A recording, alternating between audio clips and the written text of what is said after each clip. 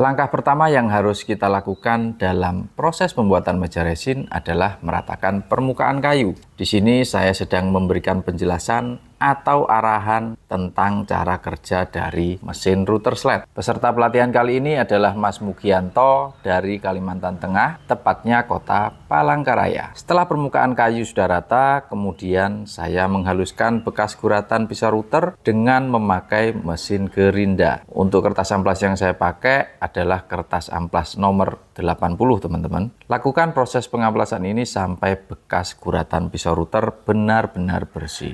Proses selanjutnya adalah proses pembersihan kulit kayu. Anda bisa memakai alat bantu kapi atau yang lainnya supaya bisa menjangkau sampai ke celah-celah kayu. Jangan lupa hilangkan juga bagian kayu yang sudah lapuk ya teman-teman. Lanjut ke proses berikutnya. Di sini saya memotong kayu menggunakan mesin gergaji atau circular saw sesuai dengan ukuran meja yang sudah kita tentukan. Pada praktek pelatihan kali ini, saya membuat meja resin dengan ukuran panjang 120 cm dan lebar 60 cm. Masuk ke tahap berikutnya adalah proses pembuatan molding atau cetakan. Untuk menghindari resin lengket pada molding, Anda bisa meletakkan isolasi plastik pada permukaan molding. Bahan molding yang saya pakai adalah menggunakan material multiplex dengan ketebalan 18 mili atau 1,8 cm. Penting untuk memastikan molding benar-benar rapi dan tidak bocor. Maka dari itu saya memberikan lem kaca atau sealant pada celah maupun rongga antara permukaan molding dengan kayu. Jika semua bagian sudah tertutup dengan lem, silakan tunggu sekitar 1-2 jam supaya lem benar-benar mengering sempurna. Nah, proses yang kita tunggu-tunggu sudah tiba nih. Kita masuk pada tahap casting atau pengecoran. Namun sebelum saya lanjutkan tutorial ini, tidak ada salahnya saya mohon dukungan dari teman-teman untuk menekan tombol like dan subscribe di channel ini. Terima kasih. Oke, sekarang kita lanjut ya. Pada tahapan casting atau pengecoran di lapis pertama ini, saya menuangkan resin epoksi tipis kira-kira setebal 1-2 mm.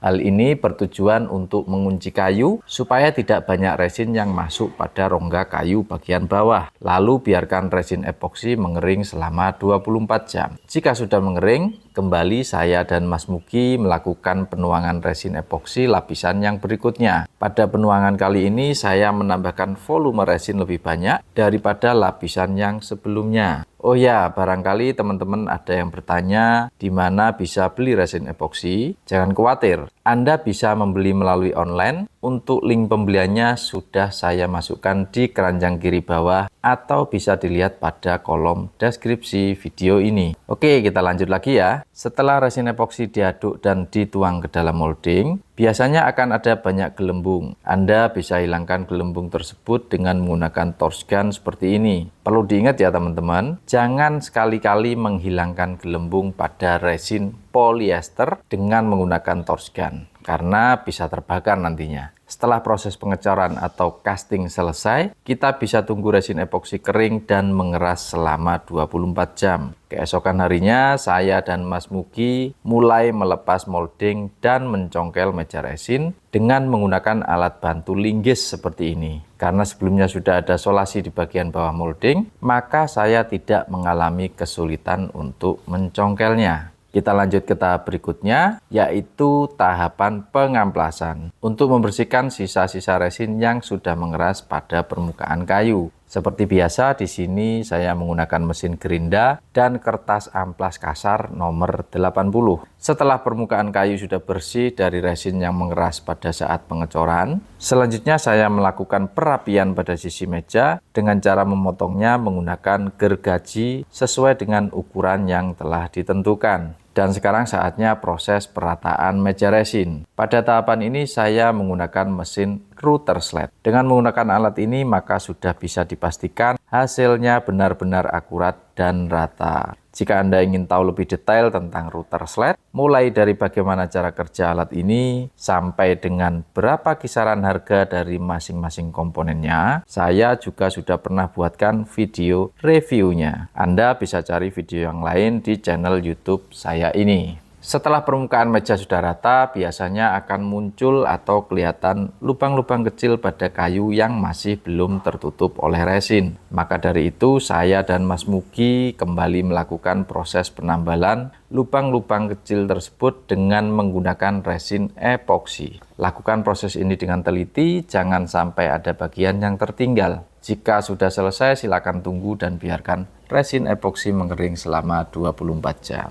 Keesokan harinya, saya kembali membersihkan sisa-sisa resin yang sudah mengeras pada permukaan kayu. Supaya lebih cepat, pada tahap awal pengamplasan ini, saya menggunakan mesin gerinda dan kertas amplas nomor 80, teman-teman. Setelah proses pengamplasan dengan mesin gerinda selesai, saya lanjutkan kembali ke proses pengamplasan berikutnya. Tetapi kali ini saya memakai mesin yang berbeda, yaitu menggunakan mesin amplas orbital sander. Kenapa saya menggunakan mesin amplas orbital sander? Karena saya ingin mendapatkan hasil yang lebih halus dan sempurna dibandingkan dengan menggunakan mesin gerinda. Pada tahap awal pengamplasan orbital sander, saya menggunakan kertas amplas nomor 80. Loh, kok kembali lagi ke nomor 80 sih Om? Ya betul, meskipun sama-sama nomor 80, hasil amplas mesin orbital sander akan terlihat lebih halus dan minim goresan daripada pengamplasan menggunakan mesin gerinda. Tidak percaya? Silakan teman-teman buktikan sendiri. Setelah semua bagian sudah diamplas rata, saatnya sekarang ganti kertas amplas yang lebih halus, yaitu menggunakan grit atau nomor 100. Pastikan semua bagian teramplas dengan baik dan jangan sampai ada yang terlewat, termasuk pada bagian samping-samping meja. Amplas nomor 100 sudah selesai. Terus apalagi nih? Tahapan selanjutnya adalah membuat lekukan tumpul atau bulatan seperempat lingkaran pada bagian tepi meja. Pada proses ini saya menggunakan mesin trimmer dan mata pisau khusus untuk pembuatan R. Jika Anda penasaran atau belum pernah tahu mata pisau R ini, jangan khawatir, saya juga sudah menyertakan link pembeliannya pada kolom deskripsi. Setelah proses pembuatan R sudah selesai, saya lanjutkan kembali proses pengamplasan dengan mesin orbital sander, tetapi dengan kertas amplas yang lebih halus lagi, yaitu kertas amplas nomor 120, teman-teman. Wah, ternyata lama juga ya proses pengamplasan ini. Iya dong. Oke, sekarang masuk pada proses selanjutnya, yaitu proses penutupan pori-pori kayu. Pada proses penutupan pori-pori kayu ini, saya menggunakan resin epoksi jenis coating. Kita tinggal tuang saja langsung ke permukaan meja resin, lalu diratakan dengan menggunakan tangan. Jangan lupa memakai sarung tangan ya, teman-teman. Kurang lebih seperti inilah penampakan dari proses penutupan pori-pori kayu. Selanjutnya kita tinggal diamkan saja resin epoksi coating ini mengering dengan sendirinya. Kurang lebih proses pengeringan ini memakan waktu 24 jam. Setelah resin epoksi coating kering, kemudian saya mengamplasnya dengan menggunakan mesin amplas orbital sander. Kertas amplas yang dipakai adalah kertas amplas dengan nomor 80, lalu nomor 100, dan terakhir nomor 120, teman-teman. Pada bagian samping R tepi meja, teman-teman bisa mengamplasnya secara manual. Kenapa tidak pakai mesin Om? Ya karena takut kebablasan aja sih. Karena jika sampai lapisan pori-pori kayu hilang lagi, maka Anda harus mengulangi kembali proses penutupan pori-pori kayu dari awal. Setelah proses pengamplasan selesai, kemudian saya bersihkan semua debu-debu bekas amplas yang masih menempel pada meja. Supaya memperoleh hasil maksimal, kita bisa menggunakan angin kompresor bertekanan tinggi. Tahapan berikutnya adalah tahapan coating finishing. Sebelum dilakukan penuangan resin epoksi pada permukaan meja, terlebih dahulu saya memasang lakban kertas pada bagian samping meja. Fungsi lakban kertas adalah sebagai penahan sementara pada saat resin epoksi masih dalam keadaan cair atau belum memasuki gel time. Lakban sudah terpasang dan sekarang giliran Mas Mugi yang akan menuangkan resin epoksi coating ke permukaan meja. Untuk cara menghitung volume kebutuhan resin, saya akan bahas secara khusus dalam video yang lainnya. Maka dari itu, silakan Anda subscribe terlebih dahulu channel YouTube saya ini supaya bisa dapatkan update atau notifikasi ketika saya upload video terbaru. Setelah resin dituang semuanya ke dalam permukaan meja, saya hilangkan gelembung-gelembung yang ada di permukaan resin dengan menggunakan torch gun supaya gelembung-gelembung tersebut hilang atau benar-benar bersih.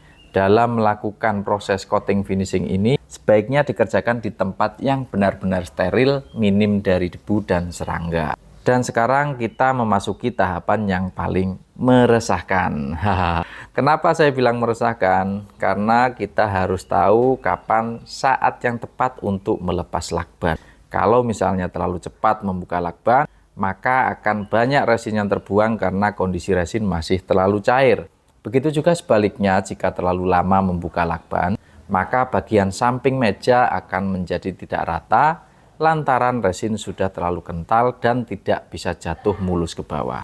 Berdasarkan pengalaman saya, waktu yang ideal untuk membuka lakban adalah antara 30 sampai 60 menit. Tidak ada pakemnya karena proses gel time resin epoksi dipengaruhi oleh suhu sekitar, tempat di mana kita mixing atau melakukan pengadukan.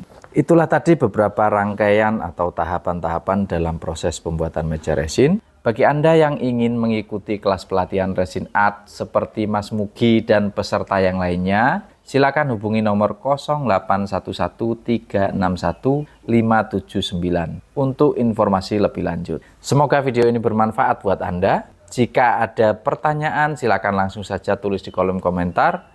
Sampai jumpa di video selanjutnya. Terima kasih.